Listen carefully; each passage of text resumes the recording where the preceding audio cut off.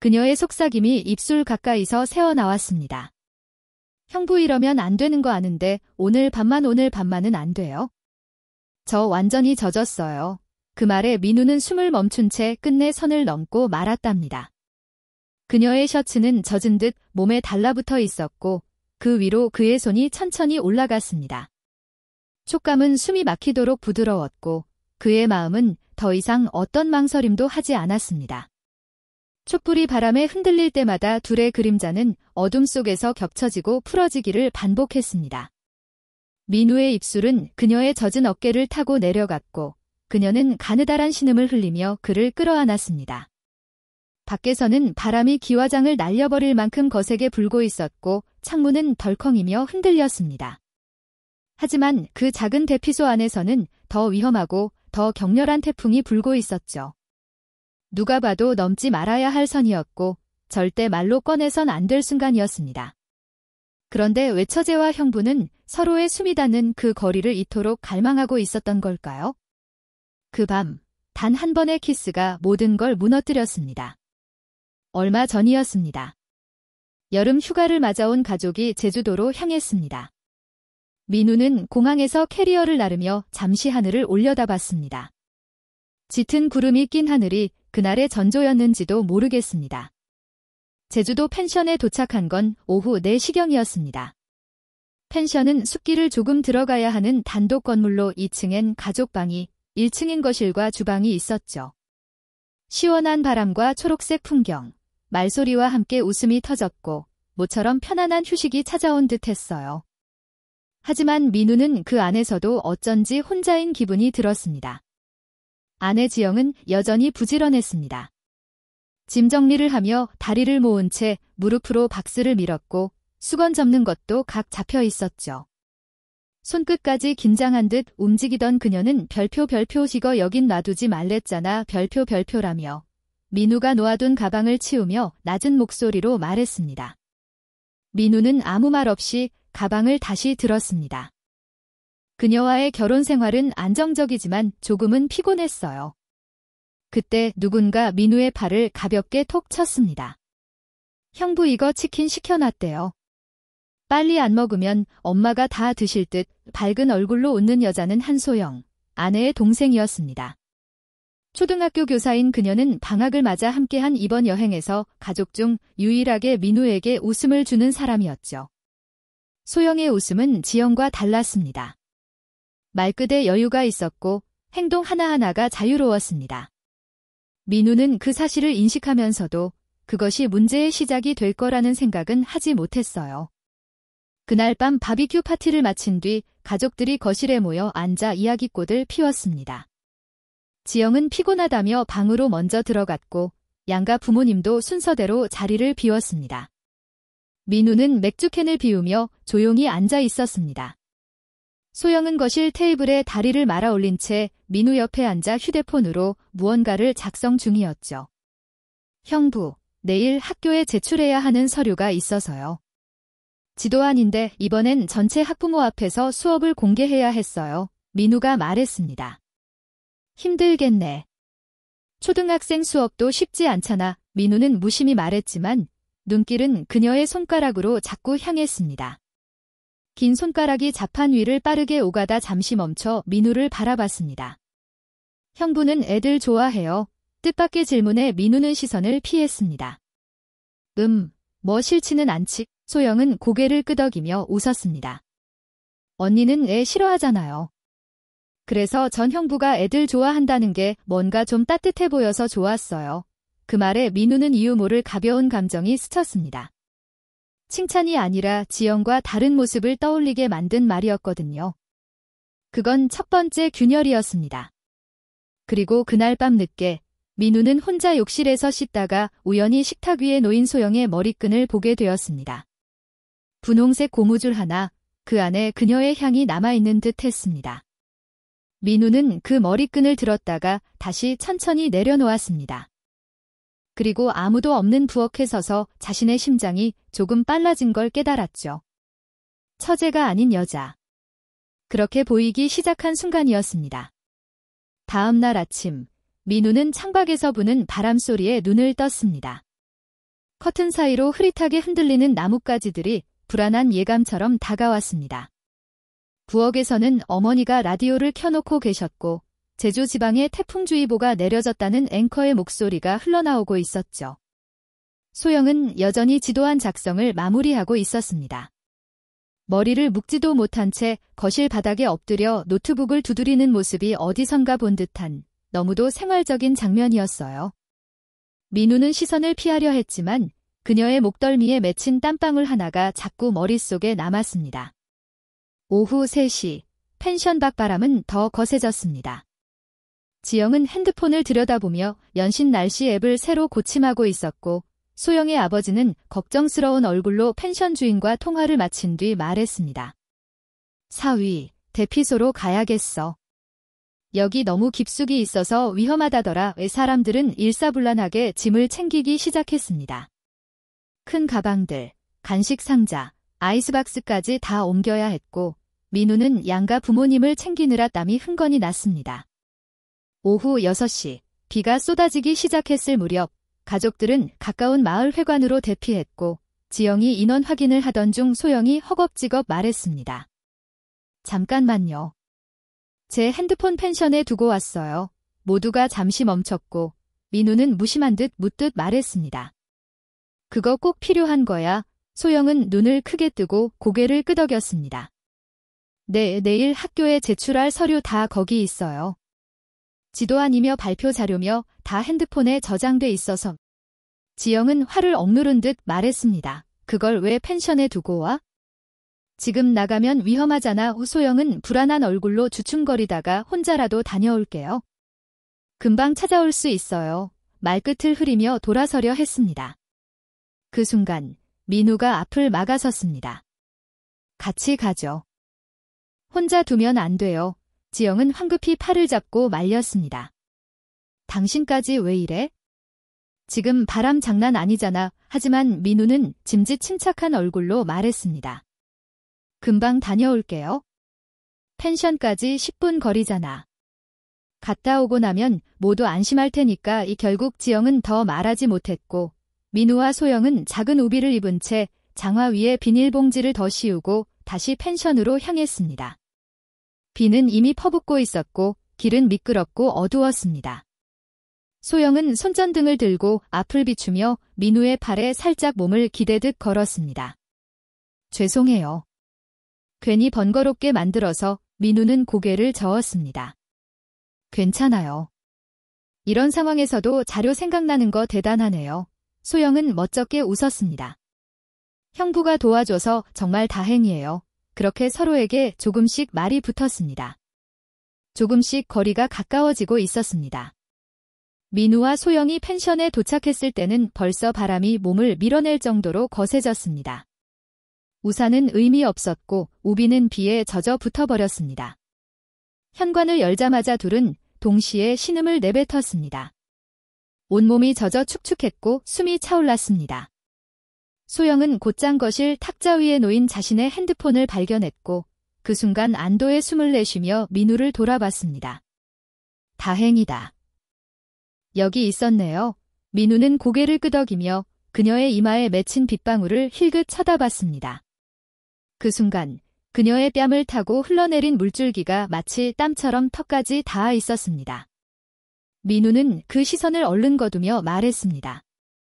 그럼 바로 돌아가죠. 이 바람이면 오래 못 걸어요. 하지만 현관문을 여는 순간 밖의 상황은 이미 바뀌어 있었습니다. 펜션 앞으로 향하는 길목에 큰 나무가 쓰러져 있었고 비탈 아래 도로는 물이 차올라 버렸습니다. 발을 내딛는 순간 무릎까지 빠질 만큼 물이 차 있었습니다. 민우는 휴대폰을 꺼냈지만 신호는 서비스 없음으로 표시되어 있었습니다. 비상 전력도 끊겼는지 펜션 안은 어둠에 휩싸여 있었어요. 소영이 문 앞에서 굳은 채 말했습니다. 형부, 이건 못 나가겠어요. 너무 위험해요. 민우는 주변을 둘러본 뒤 결심한 듯 말했습니다. 안 되겠네요. 새벽쯤 태풍 지나면 그때 나가요. 여기서 기다리는 게 제일 안전해요. 펜션은 조용했습니다. 단지 바깥에서 들려오는 빗소리, 그리고 바람에 흔들리는 창문 소리만이 공간을 채웠습니다. 민우는 부엌에서 조명용 작은 촛불을 하나 찾아냈고 식탁 위에 올려놓자 작은 불빛이 공간을 물들였습니다. 소영은 그 앞에서 수건으로 머리를 닦고 있었습니다. 젖은 머리카락에서 물이 어깨를 타고 내려가 티셔츠 위로 묻어나고 있었죠. 민우는 시선을 두지 않으려 했지만 그녀가 수건으로 머리를 감싸며 드러낸 목선이 자꾸만 눈에 걸렸습니다. 따뜻한 물은 아예 안 나오겠죠. 소영이 물었고 민우는 고개를 저었습니다. 전기도 끊겼으니 침낭은 2개 있더라고요. 일단 몸부터 말려요. 소영은 민우가 펼쳐준 침낭 안으로 조심스레 들어갔고 민우는 촛불을 끄지 않은 채 맞은편 소파에 앉았습니다. 그렇게 두 사람은 한 공간 안에서 처음으로 단둘이 조용한 시간을 가지게 되었죠. 소영은 침낭을 껴안고 민우를 바라보았습니다. 형부, 안 무서워요. 민우는 웃었습니다. 무서운 건 아니고 약간 긴장되네요. 소영은 고개를 끄덕이며 말했습니다. 저는 좀 무서워요. 바람 소리도 그렇고 이런 상황도 처음이고.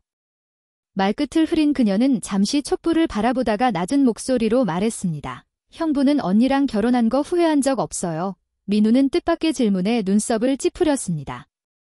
하지만 소영은 진지한 얼굴이었습니다. 그냥 던진 말이 아니었고 오랜 시간 쌓아온 질문 같았죠. 왜 그런 질문을 해요? 소영은 조금 망설이다가 대답했습니다. 그냥 형부는 항상 지영 언니 눈치 보시는 것 같아서요. 민우는 한참을 말없이 침묵했습니다. 그 말이 왜 그렇게 가슴에 콕 박히는지 알 수 없었습니다. 지금 이 공간 안엔 아무도 없었습니다. 밖은 태풍, 안은 침묵. 오로지 그들의 숨소리만이 느리게 또렷하게 울렸습니다. 민우는 작은 한숨을 내쉰 뒤 말했습니다. 후회한 적은 없어요? 좋은 사람이니까요. 지영이는 똑똑하고 책임감도 있고. 소영은 고개를 숙이며 작게 물었습니다. 사랑해서가 아니라 그 말에 민우는 아무 말도 하지 못했습니다. 촛불이 흔들렸습니다. 불빛에 따라 두 사람의 그림자가 어지럽게 얽혀 있었습니다. 그 밤, 둘 사이에 뭔가 돌이킬 수 없는 금이 가기 시작했습니다. 촛불 하나가 지켜주는 공간은 생각보다 조용하고 생각보다 숨막히게 가까웠습니다. 민우는 소파에 앉아 무릎 위에 팔을 얹고 있었고 소영은 침낭 속에서 등을 기대듯 벽에 붙어 앉아 있었습니다. 침묵은 둘 사이의 거리만큼 길고 무거웠습니다. 바람이 창문을 두드릴 때마다 소영은 어깨를 조금씩 움츠렸고 민우는 그 움직임 하나하나에 시선을 빼앗기고 말았죠. 그 순간 소영이 조심스럽게 입을 열었습니다. 형부는 지영 언니랑 행복해요. 민우는 갑작스러운 질문에 고개를 돌렸습니다. 눈빛에 당황스러움이 비쳤지만 소영은 이미 그의 시선을 피하지 않고 바라보고 있었어요. 왜 자꾸 그런 걸 물어요? 민우는 조용히 대답했죠. 그냥 궁금해서요. 형부가 웃는 걸 본 게 오늘 처음 같아서요. 그 말에 민우는 더 이상 아무 말도 하지 않았습니다. 그리고 그 침묵을 뚫고 소영이 무릎을 감싸 안은 채 작게 속삭였어요. 형부는 저 어떻게 생각해요? 민우는 눈을 가늘게 떴습니다. 그 말이 가진 무게를 바로 느낄 수 있었거든요. 소영 씨는 좋은 사람이죠. 착하고 밝고 책임감 있고 애들한테도 진심이고 그건 남들도 다 아는 얘기잖아요. 소영은 중간에 말을 끊으며 가늘게 숨을 내쉬었습니다. 제가 형부를 어떻게 보는지 모르시겠어요. 민우는 고개를 숙였습니다. 피해갈 수 없다는 걸 이제야 정확히 느끼고 있었어요. 소영은 손끝으로 침낭 끝을 움켜쥐며 입술을 깨물었습니다. 그리고 고개를 들고 말했어요. 저 어릴 때부터 형부 좋아했어요. 민우의 눈이 흔들렸습니다. 예상치 못한 고백은 아니었지만 그 고백이 지금 나왔다는 것이 문제였어요. 처음 언니가 형부 데려왔을 때부터 그날부터 지금까지 한 번도 쉽게 넘긴 적 없었어요. 자꾸 눈이 가고 자꾸 생각나고. 소영은 말을 멈추고 고개를 떨궜습니다. 그제야 눈가에 눈물이 맺힌 게 보였어요. 이런 말 하면 안 되는 거 알아요. 근데 오늘 밤 여기서 아무 말도 안 하면 다시 못할 것 같아서요. 민우는 그 말을 듣고도 쉽게 대답하지 못했습니다. 지영의 얼굴이 스쳐갔고 지금 자신의 아내가 있다는 사실도 떠올랐죠. 하지만 눈앞에 있는 소영의 얼굴이 그 모든 것보다도 선명하게 보였어요. 작은 촛불은 이젠 거의 다 타들어가고 있었고 공간은 점점 더 어두워지고 있었습니다. 그 속에서 두 사람의 그림자는 더 가까워졌고 더 겹쳐졌습니다. 민우는 마침내 조용히 입을 열었습니다. 처음부터 알고 있었어요. 나도 피하려고 했던 거죠. 소영의 눈이 커졌고 그 말에 입술을 꾹 다물었습니다. 그리고 그 순간 바람보다 더 거칠게 요동치던 건 두 사람의 가슴이었습니다. 촛불이 꺼지기 직전이었습니다. 작은 불씨가 위태롭게 흔들리다 결국 바람에 꺼져버렸죠. 방 안은 완전히 어두워졌고 두 사람은 그 어둠 속에 아무 말도 없이 앉아 있었습니다. 민우는 침묵을 지키려 애썼지만 가슴 아래부터 끓어오르는 열기는 더는 참기 어려웠어요. 소영의 고백이 귓가에 맴돌고 있었고 그 떨림이 전해져 오는 듯했죠. 그때였습니다. 소영이 천천히 일어났습니다. 침낭에서 몸을 꺼내며 맨발로 바닥을 디뎠습니다. 그녀가 민우 쪽으로 다가왔습니다. 한 발, 그리고 또 한 발 기척을 느낀 민우가 고개를 들었을 때 소영은 그 앞에 조용히 서 있었습니다. 흔들리는 숨결이 가까워졌고 그녀의 손이 민우의 무릎 위에 조심스럽게 얹혔어요. 형부 부르듯 속삭이듯 그녀가 다시 입을 열었습니다. 형부 이러면 안 되는 거 아는데 오늘 밤만은 안 돼요? 그리고 저 완전히 젖었어요. 그 말이 끝나기도 전에 민우의 심장이 터질 듯 뛰기 시작했습니다. 그녀의 손이 무릎을 타고 올라왔고 민우의 손이 먼저 그것을 붙잡았습니다. 말없이 아무 말도 없이 두 사람은 숨소리만으로 서로를 이해하고 있었어요. 민우가 소영의 허리를 감싸 안았고 그녀는 순순히 그의 품 안으로 파고들었습니다. 그 순간 입술이 맞닿았습니다. 처음엔 조심스럽게 하지만 곧 깊고 격렬하게 얽혔습니다.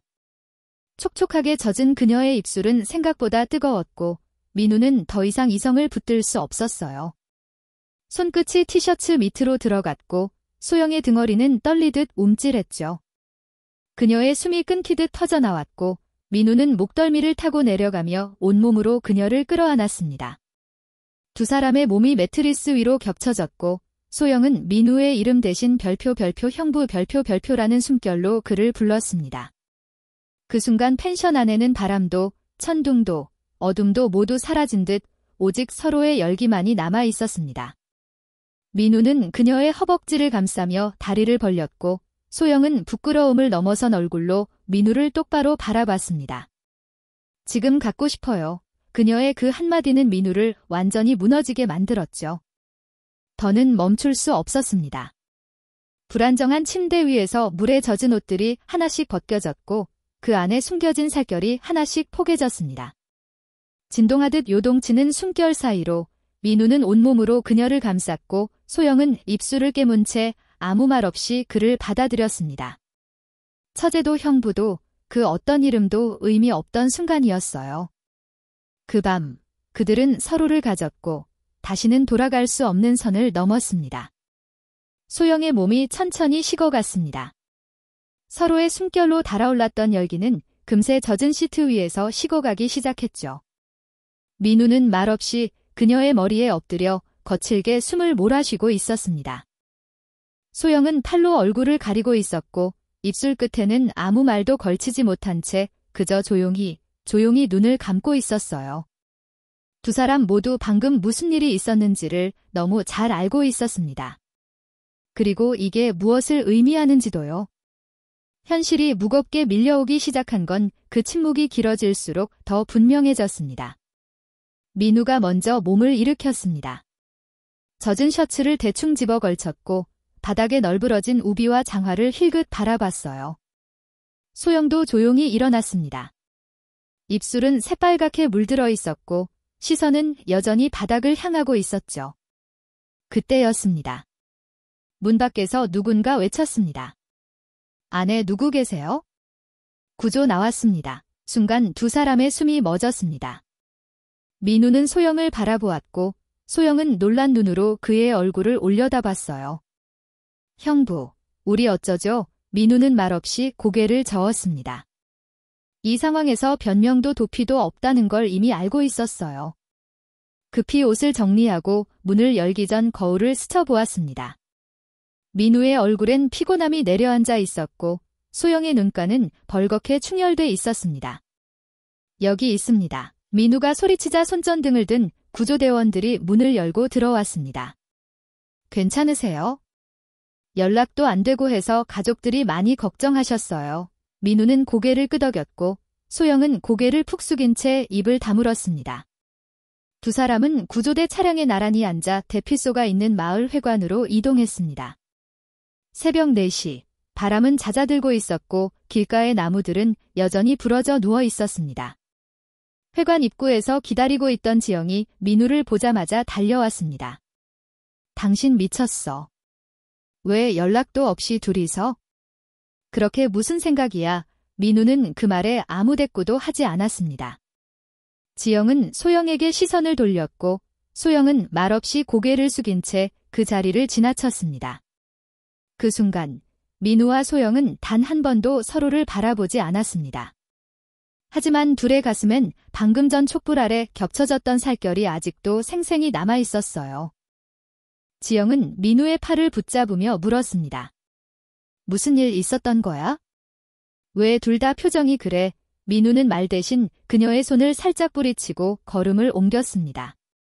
제주에서 서울로 돌아온 건 휴가 마지막 날 오후 5시였습니다. 민우는 캐리어를 끌며 아무 말 없이 아파트 현관을 열었고 지영은 앞장서 들어가며 익숙한 동선으로 방불을 켰습니다. 일상은 그대로였어요.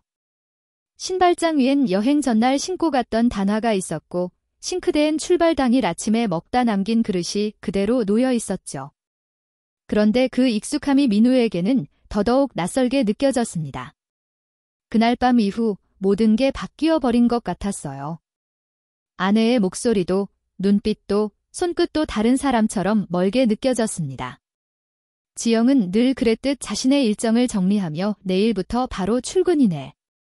정신 바짝 차려야겠어 말을 꺼냈지만 민우는 무표정한 얼굴로 고개만 끄덕였습니다.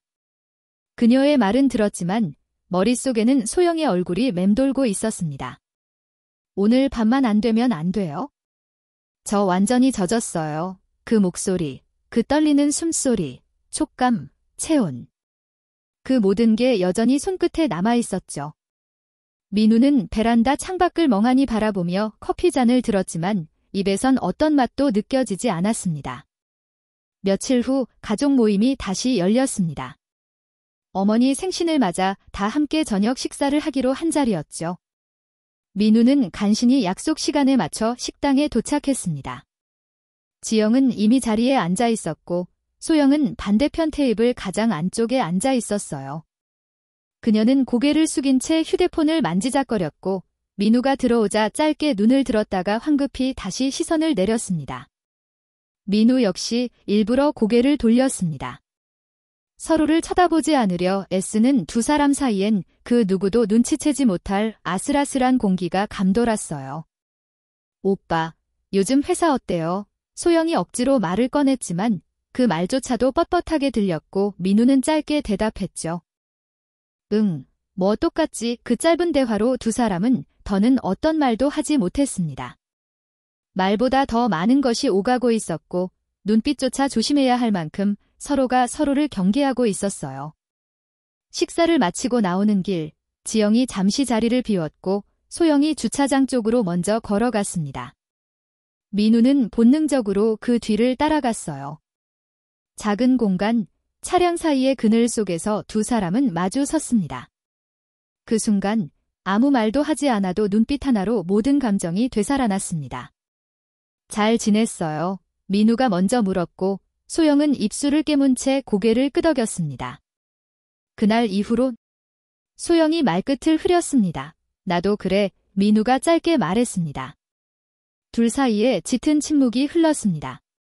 지영이 멀리서 걸어오는 소리가 들렸고 소영은 황급히 시선을 돌려 뒤로 걸었습니다. 민우는 한 걸음도 움직이지 못한 채 서 있는 자신을 자각했죠. 그녀가 떠난 자리엔 말 못한 감정만이 무겁게 남아 있었습니다. 그날 밤이 도무지 지워지지 않았습니다. 민우는 최근 들어 거울 앞에서는 시간이 길어졌습니다. 면도날을 뺀 전기 면도기를 손에 쥔 채 자신의 턱선을 멍하니 바라보는 일이 잦아졌죠. 지영은 그런 민우를 유심히 관찰하고 있었습니다. 말없이 보고만 있다가 어느 날 조용히 물었어요. 요즘 뭔가 이상해. 왜 이렇게 딴청 피워? 무슨 일 있어? 민우는 아니라고 고개를 저었지만 눈을 마주치지 못했습니다. 그 눈빛을 지영도 놓치지 않았어요.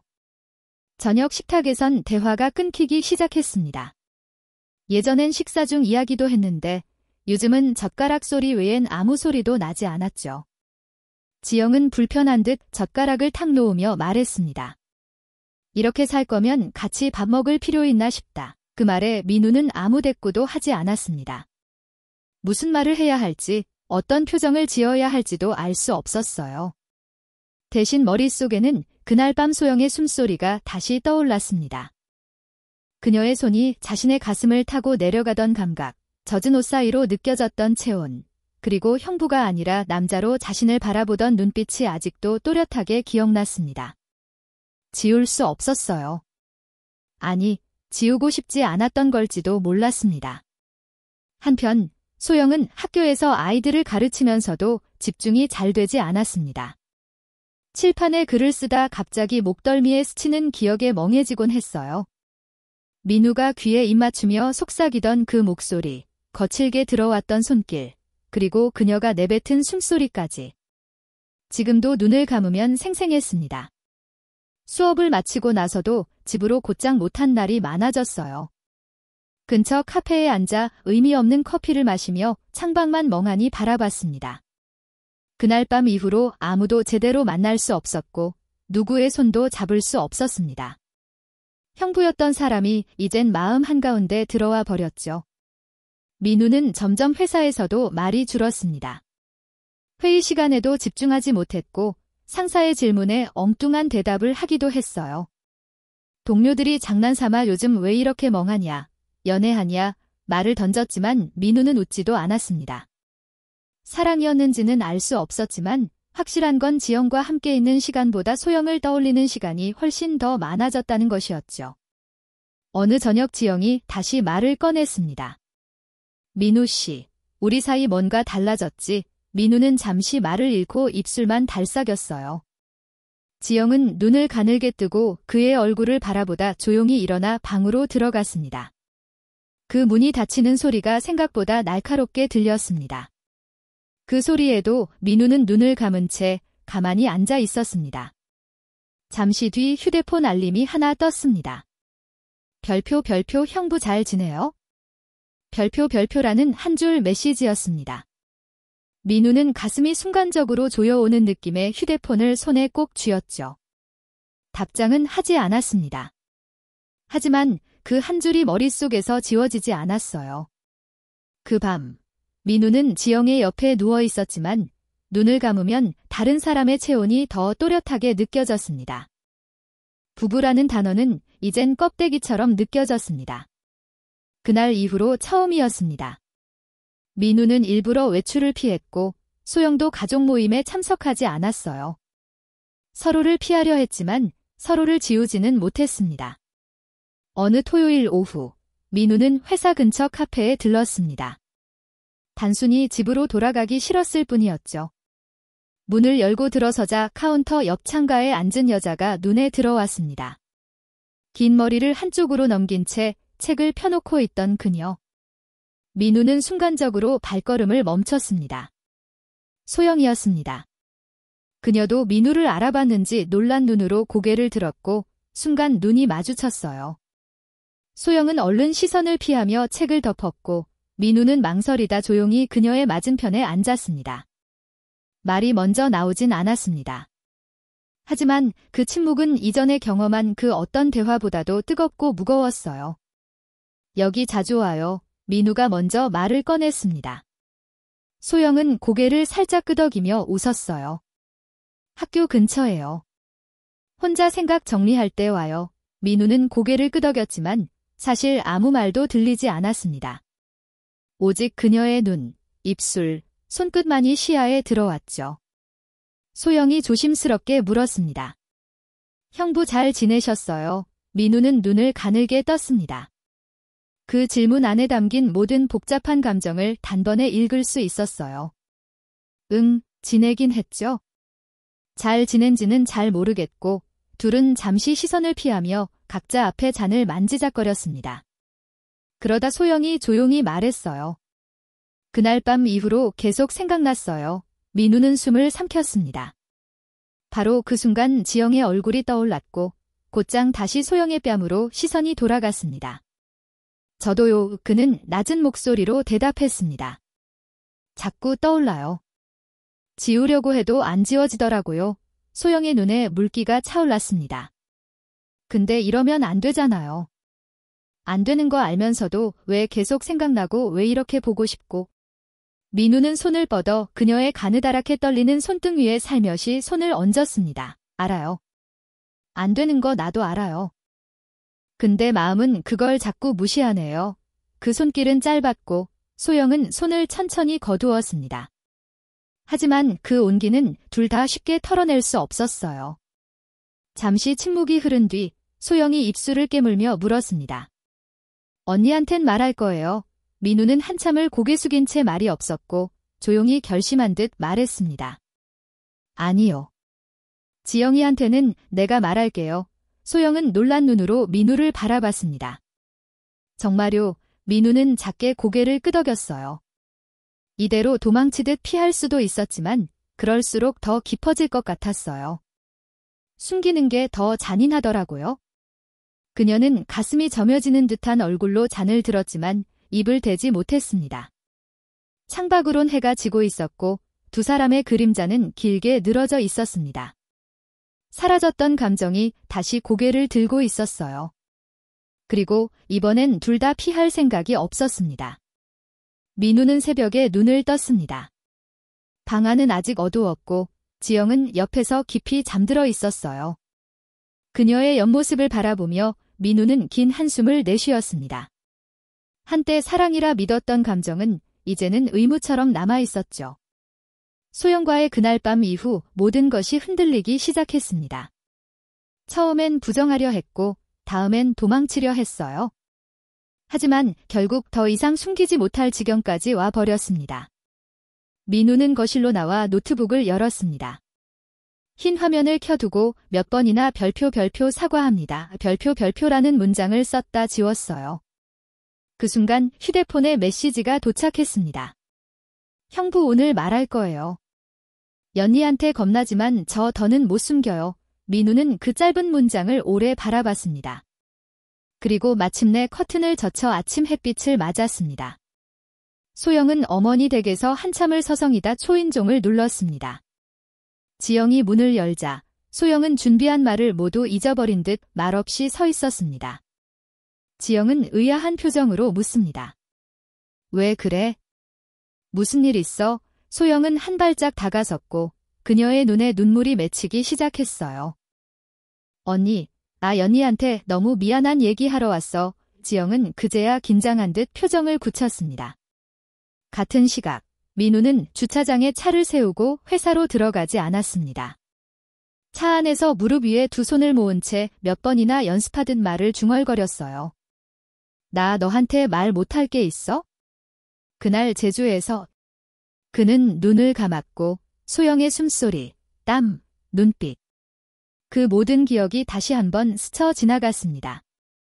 결국 민우는 조용히 핸드폰을 꺼내 지영에게 문자를 보냈어요. 지영, 오늘 저녁에 우리 시간 좀 내줄래? 할 얘기가 있어? 그냥 나 혼자만 알고 있기엔 너무 무거운 얘기야. 보내기 버튼을 누르는 손이 한없이 무거웠습니다. 그날 저녁 하늘은 잔뜩 흐려 있었습니다. 비는 내리지 않았지만 습한 공기 속엔 무언가 터지기 직전에 고요함이 가득했어요. 소영은 방 안거울 앞에 앉아 있었습니다. 머리는 단정히 묶었고 입술은 바르지 않았습니다. 오늘만큼은 그 어떤 꾸밈도 의미 없었기 때문이죠. 거울 속 그녀는 처제도 동생도 아닌 한 명의 여자로서 서 있었고 그 눈빛에는 돌이킬 수 없는 선택의 그림자가 아른거렸습니다. 민우는 집 앞에 도착해 현관문을 열기 전 한 번 더 손을 꽉 쥐었습니다. 이 문을 열고 나면 모든 게 바뀔 거라는 걸 그는 알고 있었어요. 사랑이란 이름으로도 정당화할 수 없는 이 마음을 이제는 숨기지 않기로 한 거였습니다. 그날 밤 서로 다른 공간에서 서로 다른 고백이 동시에 시작되고 있었습니다. 태풍의 밤에 태어난 감정이 이제 또 다른 폭풍을 몰고 오고 있었죠.